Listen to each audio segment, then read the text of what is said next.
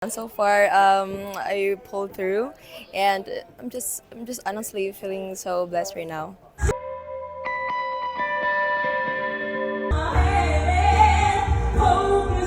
Emphasis, diin, power, tama, dito sa bandang chorus niya. And I gave 100% of mine, so I hope that all the people that's going to be watching it will love it as well. Medyo kinabahan po pero nairaos naman po.